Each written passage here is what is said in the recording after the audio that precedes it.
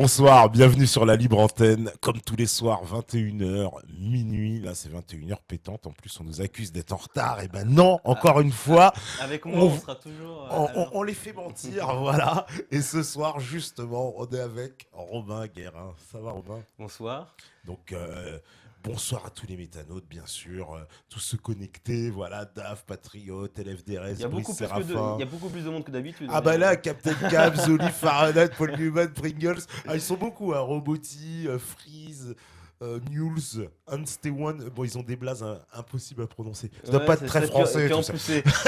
plus, ça c'est de l'autochtone, mais d'ailleurs, ça. Ouais, Iggy Beav, je crois que c'est même pas Puis c'est écrit de la planète Terre. Fox, The Phoenix. The Feni, pourquoi il a... Ah si, il y a un Loïc. Ouais, Ignace Boitaclou. Ignace Boitaclou. Et Ça c'est sympa, ça. Assolino Ventura.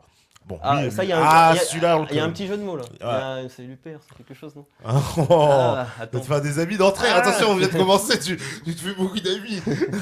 Alors, justement. Bah, juste avant de commencer, parce que bon, première télé, tu vois, donc petit coucou à ma famille, quoi, tu vois, voilà, parce que moi j'aime bien ma famille, je trouve que c'est bien d'avoir une famille, hein, tu vois. Ben, c'est très bien.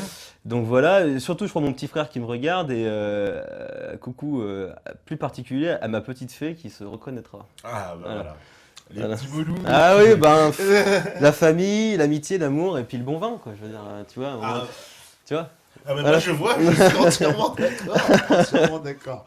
Alors, justement, Robin, alors, les gens vont te présenter au Oui. public qui, pour beaucoup, te connaît pas, mais. Ah ben, je pense 99,999% des gens ne me connaissent pas en fait. Voilà, là, ils C'est sont en tout à train fait de. normal, Voilà. tu vois. Alors, avant qu'il y en ait un qui me demande, mais qui c'est? Voilà, donc. Ah mais déjà il y a un mec perspicace, ça va être intéressant ce soir. C'est-à-dire que direct le mec il a vu qu'il y avait quelque chose, tu vois. Il il s'appelle Sage. Il a dit, Ah, ça va être Sage. intéressant Il a ce dit soir. lui, tu vois. Ah, ils t'ont bien sorti d'entrée. tu Ah, vois. ils ont senti. Ils ont senti. Bah, ou alors j'ai vu que des fois parce que dans les vidéos c'est que je voudrais commencer par ça pour une petite note d'humour, c'est les différents retours que j'ai eu parce que j'ai été relayé par plusieurs plateformes quoi si tu veux, puis des fois bah il y avait les commentaires. Toi, tu Ouais, les bien connais. sûr. Ah oui. Tu les connais bien les Oh, commentaires. les parce que, commentateurs, voilà. j'en connais plein. Et donc juste pour commencer parce que ça va me permettre un peu d'introduire bah, mon propos. Les commentaires, j'en ai pris un ou deux qui sont assez révélateurs de toute cette sphère que des commentaires, etc. Le premier, par exemple, de Marcelo, bon, italien ou pas, enfin, on ne sait pas. Alors ça commence comme ça, hein, c'est-à-dire que voilà, c'est qu'est-ce que c'est que ce demeuré qui se vante d'avoir fait un jeûne de 10 jours? Ça, c'est agréable, quoi, si tu veux. Donc je serais un demeuré qui se vante, donc je me vante, parce qu'il y a, des fois il y a écrit que je suis un but de moi-même, si tu veux. Bon, ce qui est très, tu vois, je sais pas, hein, je sais pas Non mais peut-être, quoi, si tu veux. Alors tu vois, qu'est-ce que c'est que ce demeuré qui se vante d'avoir fait un jeûne de 10 jours à seulement 10 jours? Tu sais, genre tu commences un premier jeûne, pour lui 10 jours, t'es un micro-pénis en fait, si tu veux. Il ne peut se vanter de connaître ce qu'un long jeûne. Je l'ai moi-même pratiqué pendant 26 jours, donc il a un plus gros sexe que moi apparemment, quoi, si tu veux. Je pensais au départ, bon après il raconte sa vie, et là, il donne son petit mail, le gars, si tu veux. C'est qu'il a peut-être un chocolat avant, ou je sais pas. Donc voilà, direct, ça fait plaisir, quoi, si tu veux. Je me vante, etc. Après, Cynthia, je trouve qu'il a des airs de Kenny Reeves. Très féminin comme approche du jeune. Hein, c'est quoi ton avis sur le jeune? Ah bah je trouve qu'il ressemble à Kenny Reeves. Ok, bon, ok, très bien. Après, pourquoi j'ai mis Sarah? Alors ça commence par perso, c'est-à-dire que tu vois, tu es censé commenter en fait un truc. Bizarrement, ce que j'appelle moi le tout à l'ego, si tu veux. Tu vois, voilà, c'est perso. C'est-à-dire, elle commence direct, perso. J'ai jeûné 2 fois une semaine et je jeûne 2-4 jours par an. Un peu banal son intervention. Tous ceux qui connaissent blablabla, etc. Voilà. Donc, ah oui, bah, il est là, lui. Elric, machin, un peu imbu de sa personne, le gars. Dommage, ça casse un peu son message. D'accord. Alors, Donc, bon, voilà. C'était alors, juste expliquons. parce que, voilà. Parce que, voilà, t'es quand même l'auteur. Toi, j'ai juste, excuse-moi de te couper parce que j'ai suivi un peu, si tu veux, des fois des débats interminables, si tu veux, des commentaires que tu as pu avoir pour différentes raisons, on va pas revenir là-dessus, mais ce que je voulais montrer par là, c'est qu'on pourrait faire une thèse là-dessus, quoi, tu vois, sur les commentaires. Les commentateurs Facebook, Et que moi, si tu veux, voilà, parce que j'avais mis, voilà, je voulais terminer par une petite phrase d'Aristote, le bon vieux Aristote, hein, comme tout le monde sait, est un philosophe grec. Parce que, alors les gens, je dis ça parce que j'ai une petite formation de philosophie, c'est Socrate, Platon, et Aristote, en fait. C'est dans l'ordre. Hein. C'est-à-dire que Platon est le disciple de Socrate, Aristote est le disciple de Platon. Alors voilà ce qu'il dit. Le gars, généralement, moi j'aime beaucoup les Grecs. Ils ont une petite, tu vois. Il n'y a qu'une seule façon d'éviter les critiques. Ne dis rien, ne fais rien, ne sois rien. C'est-à-dire que ce que j'aime bien, c'est la progression. C'est qu'au départ, tu vois, tu as la liberté de ton et de parole. Après, tu as l'action. Et en fait, finalement, tu as l'être lui-même. C'est-à-dire qu'en gros, tu avais Descartes qui disait « je pense, donc je suis ». Si on suit Aristote, c'est « je suis critiqué, donc je suis ». Tu vois ? C'est-à-dire que, à part l'ermite qui est dans sa grotte, ce que Aristote te dit, c'est qu'à partir du moment où tu as une existence sociale, tu es critiqué. Ce que j'avais expliqué à mon petit frère, parce qu'il fait un peu de politique, je lui ai dit, parce que j'ai peur, parce que tu sais, il est vraiment peu, il a 10 ans de moins que moi, donc j'ai peur, tu vois, des fois c'est blessant, tu vois.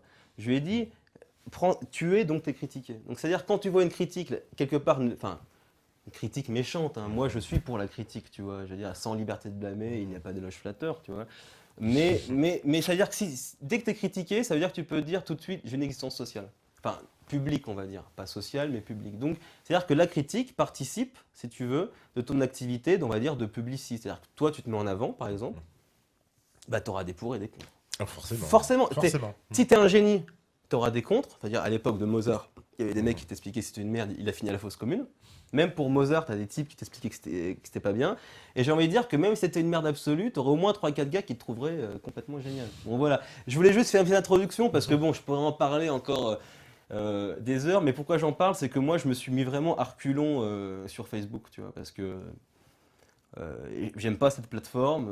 Je pourrais te l'expliquer pendant des heures, mais sauf qu'à un moment donné, quand ça te sert quand même un peu de relais, et la preuve, c'est que moi, j'ai une petite page, etc., et donc ça me permet quand même, voilà, mais au départ, j'aime pas parce que voilà, quand ça permet tout ça, enfin, j'ai eu, par exemple, je me rappelle, là, je l'ai pas mis, mais j'avais publié, parce que moi je censure pas, tu vois, les messages. Genre le mec, s'il me dit j'aime pas, il me dit pourquoi, moi ça me pose pas de problème.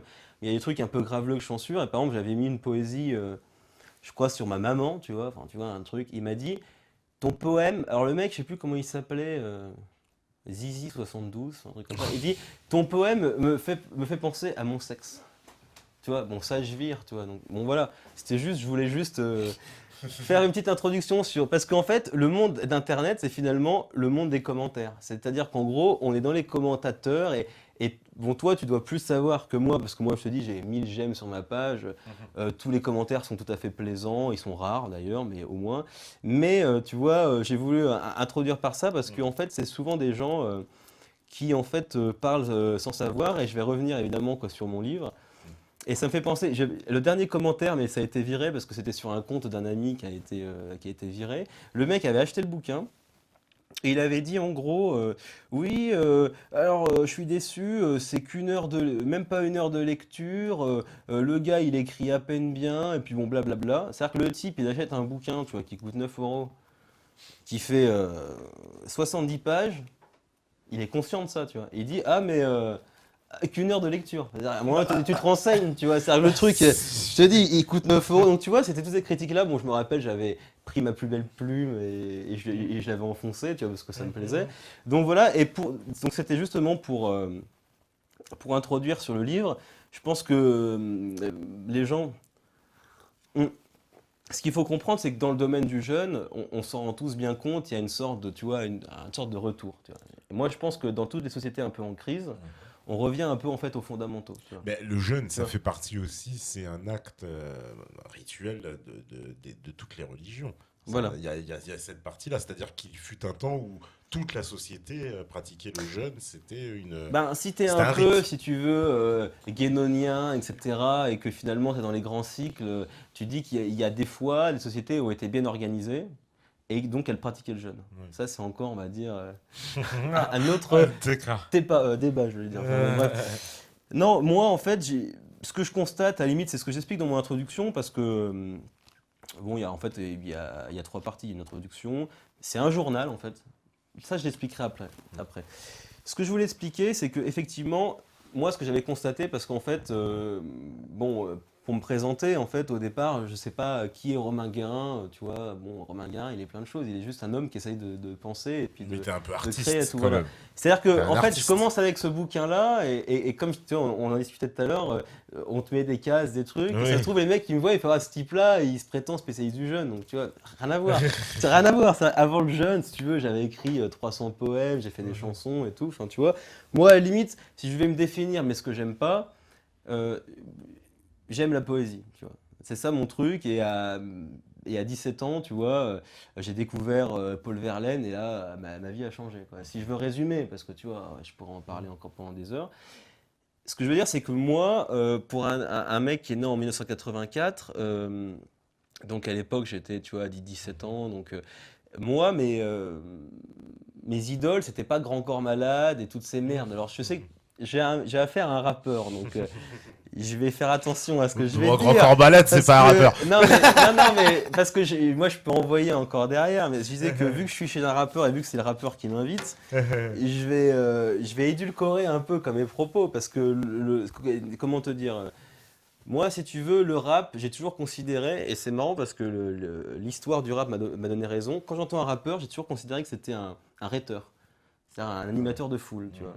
Et j'ai appris que l'origine du rap était ça, c'est-à-dire que c'était politique d'essence, c'était des rhéteurs. C'est Comme la- toi, bah, le toi, grand par débat avec exemple, la Razia, excuse-moi, mais exactement. quand t'es devant la Skyrock, bah t'es très bon parce qu'effectivement, c'est voilà. Donc tout ça pour te dire que moi, en fait, je vivais un peu en fait en vase clos et en fait, alors va savoir pourquoi, peut-être le hasard, etc. Moi, j'ai toujours considéré que la littérature, l'art, donc la poésie, c'était Goethe, Shakespeare. Enfin, quand j'ai lu Shakespeare, je me suis pris une grande claque, tu vois. J'adore aussi Molière. C'est quelqu'un qui écrit.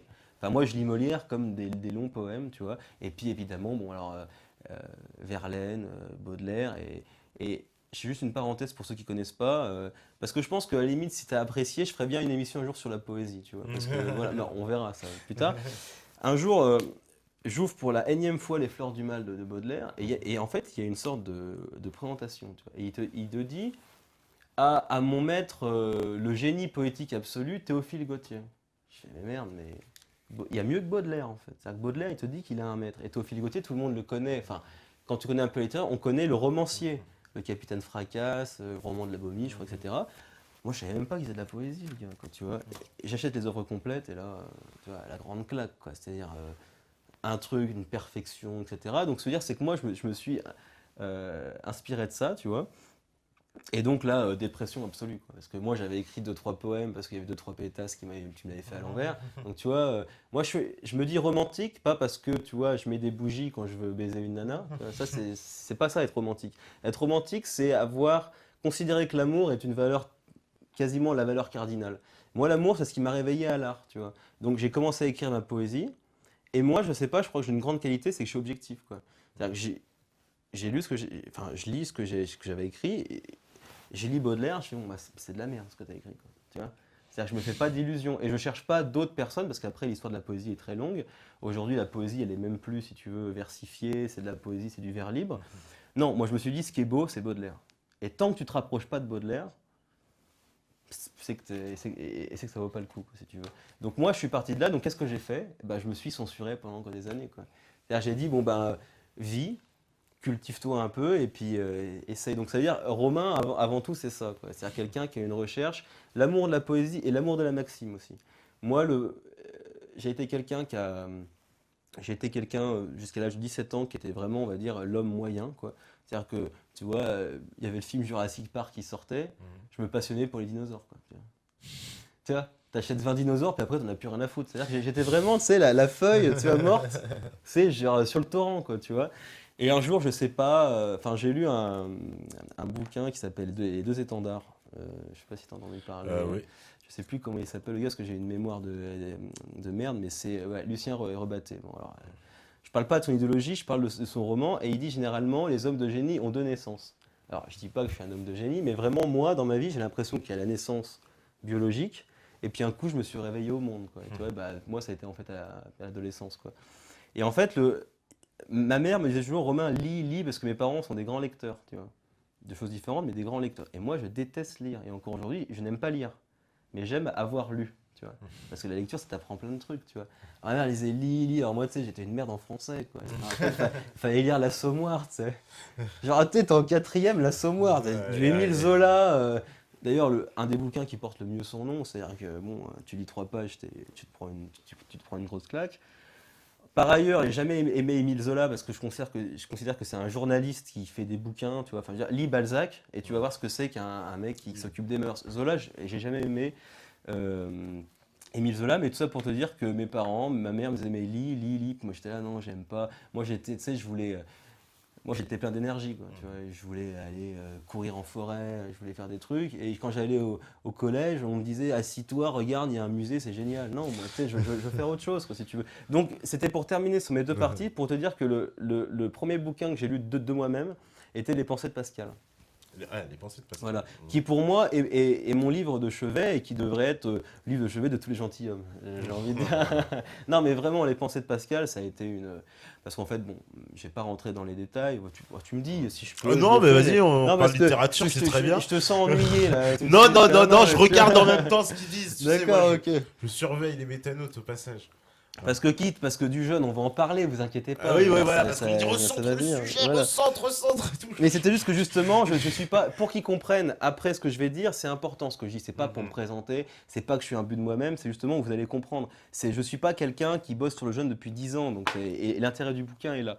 Donc pour terminer, quand j'ai lu Pascal, j'ai eu un amour de ce qu'on appelle en France la maxime, l'aphorisme. Tu vois, c'est la phrase très courte, très profonde. Tu vois. Ouais. Et ça, moi, ça m'a toujours. Je trouvais ça beau parce que ça me faisait réfléchir et tout. Et donc, en gros, on va dire, j'ai deux amours dans ma vie, la poésie et la maxime. C'est-à-dire un truc finalement qui se ressemble, c'est-à-dire très court, bien écrit et dense au niveau du sens. Quelque chose que. Et donc, je me rappelle que moi, bon, si tu veux, par exemple, j'étais premier de ma classe en terminale S, tu vois. Donc, ça veut dire que je pouvais faire tout ce que je voulais. Malheureusement, ça faisait 15 ans qu'on me posait la question comme qu'est-ce que tu vas faire plus tard? Qu'est-ce que tu vas faire? Réponds! Moi, je savais pas. J'étais, ouais, je sais pas et tout. Alors, arrivé en terminale, tu vois, je pouvais tout faire.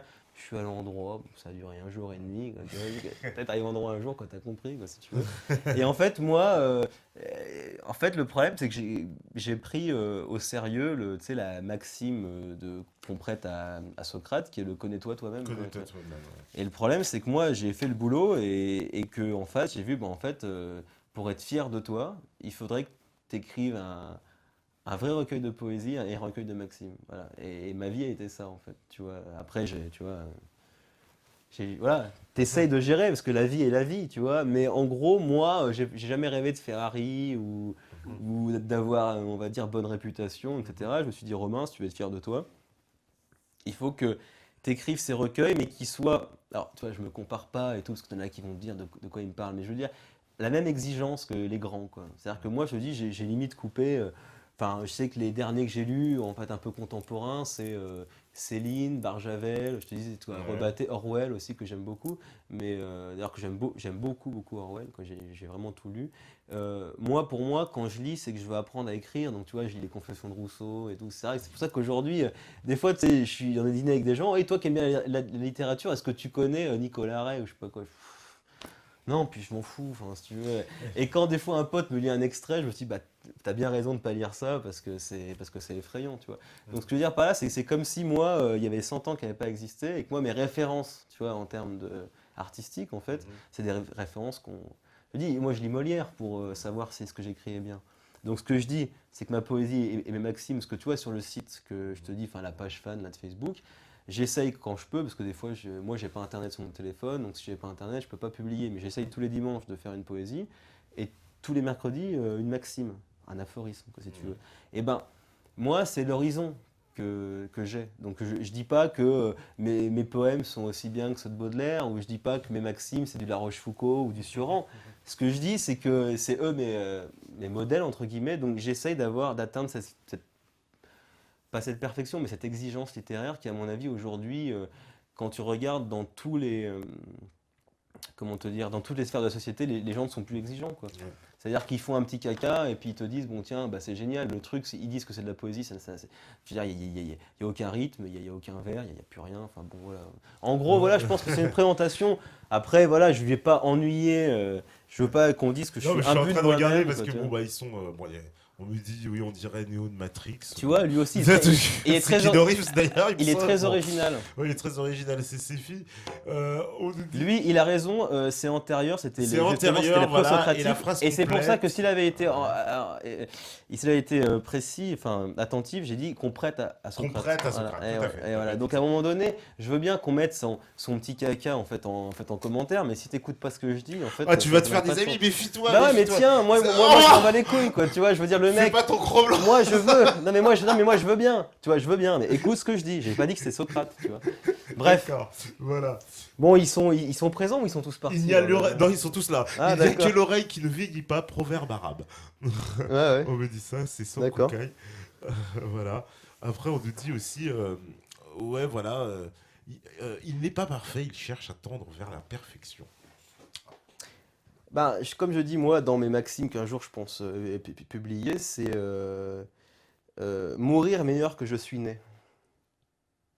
Mourir meilleur que je suis né. Moi, c'est juste mon but, quoi. Ouais. Et je pense que c'est la maxime de tout ce qu'on appelle un sage. Alors, ça fait un peu pédant, tu vois, parce qu'aujourd'hui, dès que tu mets les grands mots, moi, j'avoue que tous les matins, je me dis, Romain, j'aimerais bien que tu meurs meilleur que. Parce que tu vois, t'es arrivé au monde comme ça, j'aimerais bien mourir meilleur. Alors, je sais pas ce que ça veut dire, pas forcément très bien, mais meilleur. Voilà. C'est tout. Donc, c'est pour un peu rebondir sur ce qu'il dit, tu vois. Parce que meilleur, c'est relatif, c'est quoi par rapport à quelque chose Par rapport à toi, c'est-à-dire dans ta compréhension du monde, dans Totalement. d'essayer, si tu veux, de. Tu sais, c'est assez simple en fait, parce que tu vois, moi, j'aime beaucoup la philosophie et surtout la philosophie grecque, les stoïciens, etc. Genre Épictète, le Manuel, Il paraît que c'est du Marc mytho. Aurèle. Non, mais ça, pour les gens, par exemple, qui connaissent pas trop la philosophie, il y a toujours parfois des gens qui me demandent, mais qu'est-ce que tu me conseilles? Je veux dire, tu vas pas lire la critique de la raison pure de Kant, parce que ça va te dégoûter, et puis c'est pas la philo dont moi je te parle. Tu lis Manuel d'Épictète, qui était un esclave, à qui il manquait une jambe, qui était en tôle, et il t'expliquait que c'était l'homme le plus libre du monde. Parce que la liberté était dans sa conscience, tu vois. Putain, ça te fout une claque. T'as Marc Aurèle qui a écrit Penser pour moi-même. C'est 100 pages, c'est super. Moi, c'est ça que je lis, quoi, si tu veux. Enfin, que j'ai aimé lire. Après, j'ai lu d'autres trucs. Donc, quand tu dis meilleur par rapport à quoi, en gros, pour le résumer, c'est si tu arrives à pas faire du mal aux gens que t'aimes, déjà, t'es bien. Moi, je suis pas non plus, si tu veux, dans un. Parce que tu vois, meilleur, vérité, tout ça, où sera-ce? Enfin, tu vois, en fait, on ne sait pas. Mais en gros, si on en revient, si tu arrives à être à peu près compréhensible avec ce que t'aimes, à être un peu généreux quand il faut et pas trop un con, bon, ça suffit. Mais sauf que c'est tellement dur. C'est ce que le gauchiste, moi j'appelle ça le gauchiste en fait. Le gauchiste ne comprend pas, c'est que le mec il veut libérer le Tibet quoi. Mais par contre, quand son voisin fait trop de bruit à 10 heures du soir, il appelle les flics, tu vois. C'est-à-dire qu'il prétend comprendre un peuple qui a 15 000 bornes, mais quand c'est de la morale appliquée, il comprend pas. La morale appliquée, c'est le message un peu du Christ, hein, aime ton prochain. C'est pas aime ton lointain. Le Christ, il t'a pas dit aime le chinois, tu vois. Il t'a dit aime ton prochain, c'est-à-dire celui qui est proche. Pourquoi? C'est pas des messages comme ça, c'est parce que la morale appliquée est très compliquée. C'est-à-dire que c'est la morale appliquée. C'est-à-dire que quand tu as quelqu'un qui t'aime et qui déconne un peu, ou, voilà, et ben c'est très difficile. Donc moi, voilà, c'est juste ça. C'est pas, tu vois, c'est pas des grandes phrases comme ça. C'est juste, j'avais un souci, si tu veux, on va dire, de moralité au sens noble du terme et de vérité, quoi. Voilà. Alors, c'est quoi? Alors Point de voilà, et non mais départ. On d'où arrive, tu voilà. vas voir, parce qu'il me dit l'autre, il me raconte n'importe quoi, je t'ai pas invité pour ça.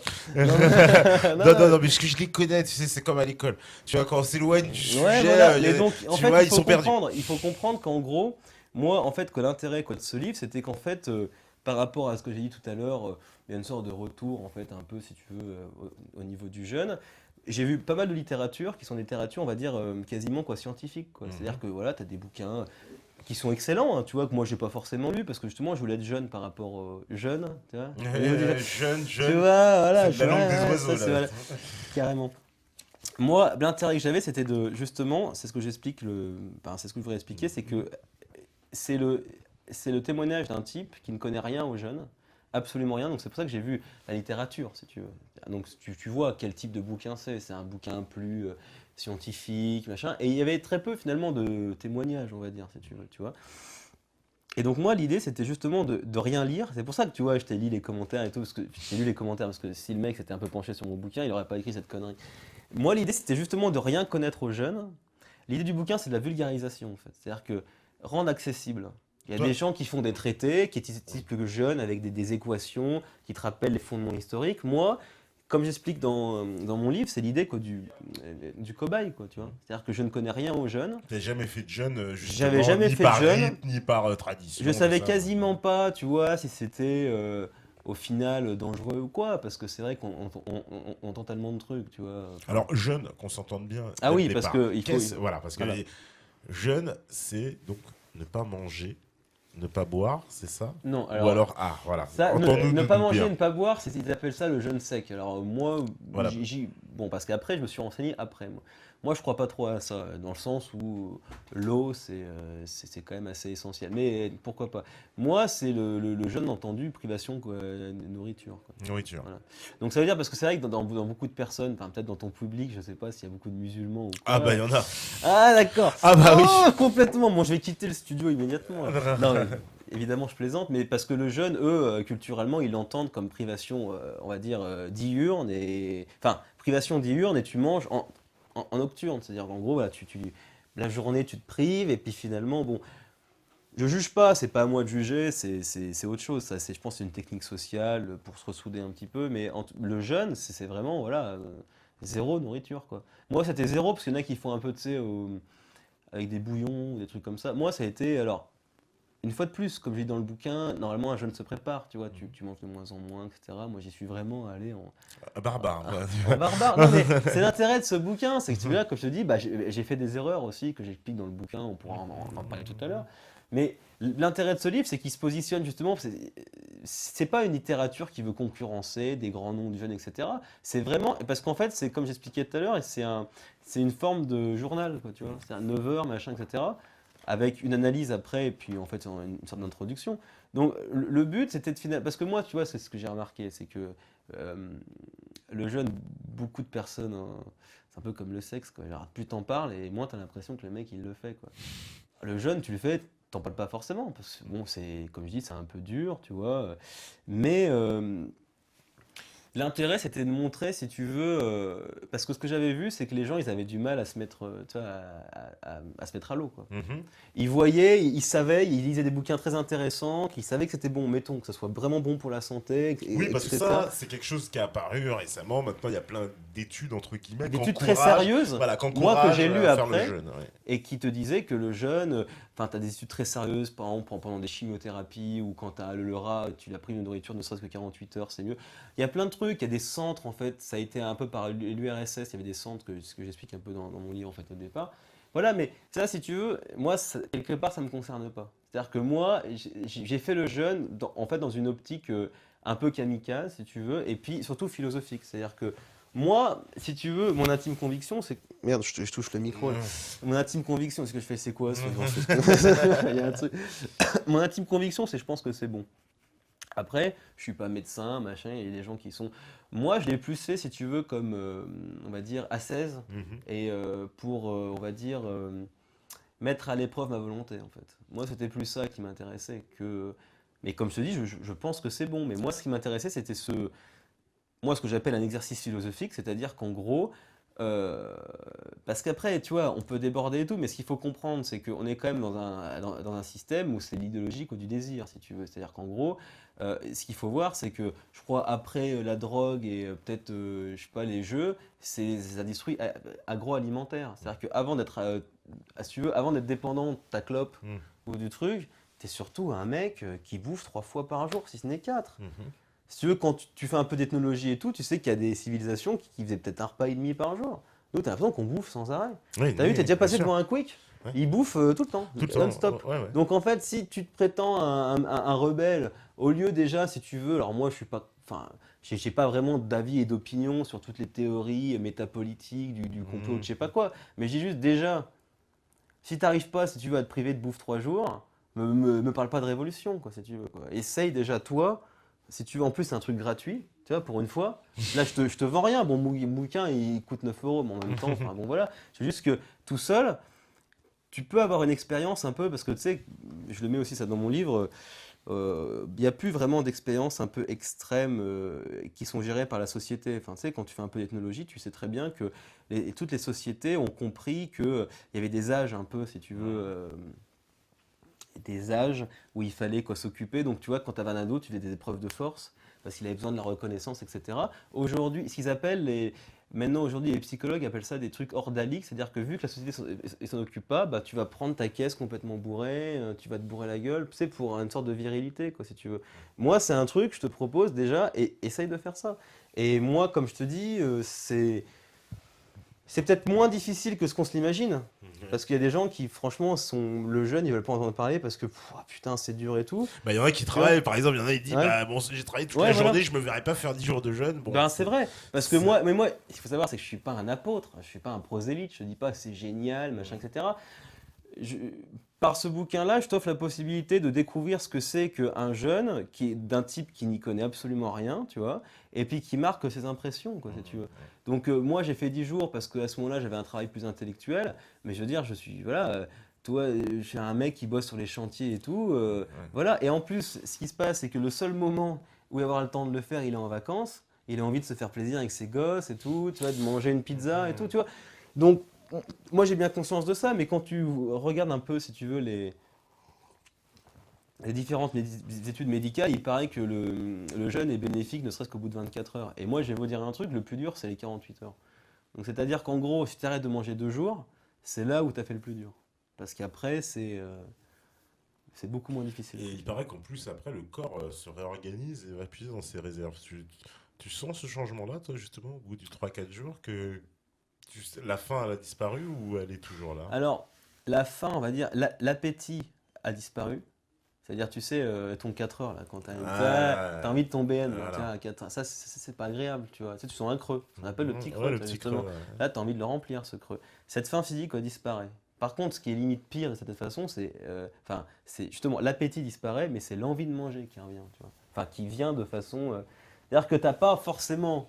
Ton corps te manifeste pas biologiquement la nourriture, mais c'est ton esprit qui est complètement intoxiqué, tu vois. C'est-à-dire que ce qu'il faut savoir, c'est que la nourriture, c'est un besoin, mais c'est aussi, bah, surtout en France, en plus, c'est un désir et un plaisir.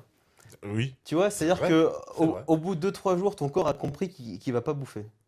Donc il arrête, il est intelligent, il te dit c'est bon, je vais pas lui mettre, tu vois, je vais pas le faire souffrir. Manifestement, il doit faire une traversée du pôle Nord, tu vois, on va pas le faire chier, tu vois. Mais par contre, ton esprit, lui, il est intoxiqué de bouffe, quoi. C'est-à-dire que tu penses bouffe 24 heures sur 24. Ce qui est un peu comme l'héroïnomane, si tu veux. C'est-à-dire que ton esprit si tu veux, moi je parle un peu de mes rêves dedans, etc. Mais c'est un truc de fou. Tu penses que bouffe, quoi. Ah ouais, Tu penses bouffe, et ce que je t'explique dans le truc, c'est que t'as quasiment plus même de libido, quoi, tu vois. C'est-à-dire, tu vois, comme je dis dans la vidéo que j'avais enregistrée déjà, j'ai dit, bon, je suis pas un mec, c'est vrai qu'on pense souvent un peu cul, tu vois, voilà, bah là, tu penses plus, tu penses. J'allais dire saucisse, mais c'est même pas vrai, tu penses salade en fait, quoi. Tu vois, tu penses à un truc, carotte, tu penses navet, quoi. Tu vois, alors que t'as jamais aimé le navet, mais si on te proposait un navet bouilli, ça serait génial, tu vois. Donc ce que je veux dire, c'est que c'est peut-être la dépendance qu'on a la plus dure, parce que si tu veux, la douleur physique de la faim, elle est pas agréable, mais mais si tu veux, tu peux la surmonter.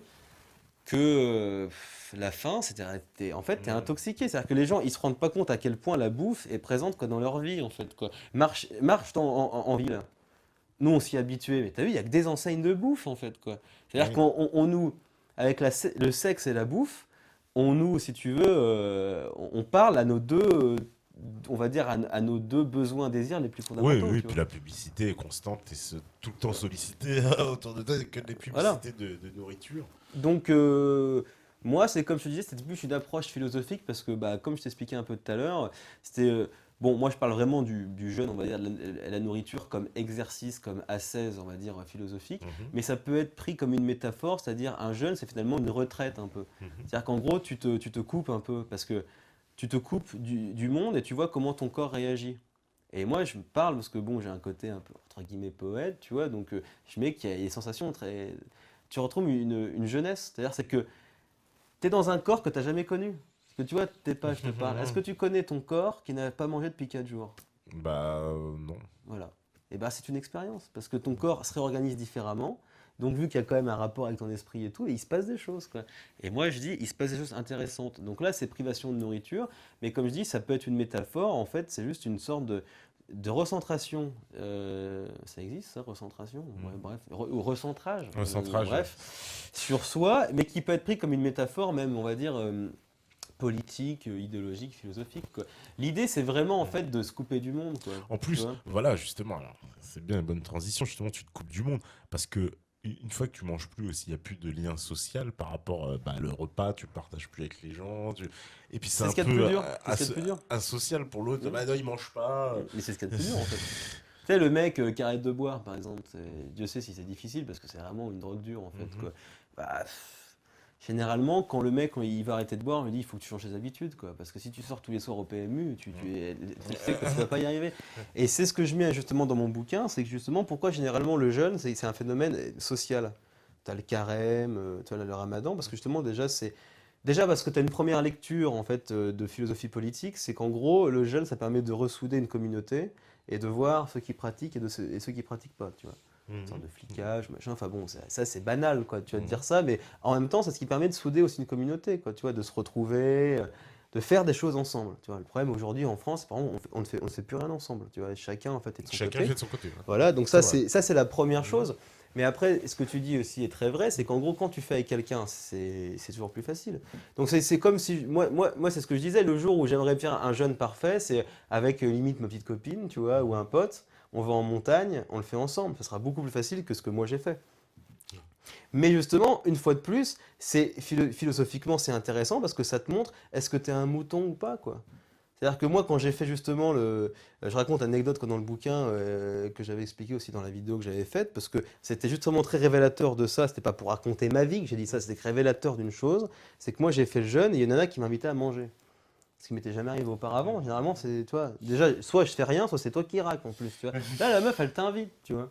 Je dis bah non, je jeûne. Donc, bah, non, mais je suis passé pour un fou, quoi. La meuf, elle fait tu fais quoi? Je jeûne. Déjà, elle savait pas ce que c'était. Bon, toi, t'étais pas tombé sur. Tu vois, bon, bref. Et donc, je lui explique. Et la meuf, elle a pas compris. Mais dans ses yeux, il y avait quelque chose de bovin. Tu vois, pourquoi, tu vois?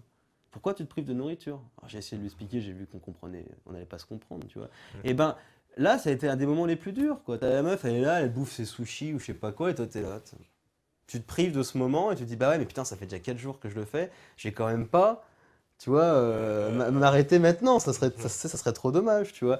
Donc ce que je veux dire, c'est que par exemple, quand tu as un retour sur soi, tu vois que, ne serait-ce le fait de jeûner, au départ, parce qu'aussi il y a des types dans les commentaires, genre, ah ouais, moi j'ai fait 10 jours de jeûne, j'en ai pas fait forcément un bouquin, tu vois. Et là je me dis, bah ouais, Proust, il a eu une enfance, il a fait des livres magnifiques, toi t'as eu une enfance, t'as pas fait de livre. Tu vois, je veux dire, déjà ton argument est bidon. Oui. Moi c'est juste que moi, du jeûne, j'ai remarqué justement qu'il y avait beaucoup de choses, c'est-à-dire que quand toi tu décides d'avoir finalement une attitude, on va dire, marginale, bah, tu vois ce que ça implique. Je te parle même pas d'idée, là, d'attitude marginale, ça implique généralement de passer pour au mieux un original, au pire pour un fou. Pour un fou, Tu vois, d'ailleurs, voilà, c'est ouais. marrant, on me dit est-ce que le jeune t'a montré que t'a permis de comprendre que tu avais besoin des autres? Ouais, non, j'ai pas eu besoin du jeune. T'as pas eu besoin du jeune pour ça. Il faut comprendre ça. Et d'ailleurs, non, c'est intéressant parce que c'est vrai, non, ça me fait penser. Parce que j'ai un bouquin de Maxime qui sera sûrement publié un jour, je crois bien, et je disais justement que les gens qui ont le plus besoin des autres, c'est-à-dire par exemple, on va dire la caricature du bourgeois qui appelle pour le plombier, qui fait sa bouffe par un cuisinier, etc.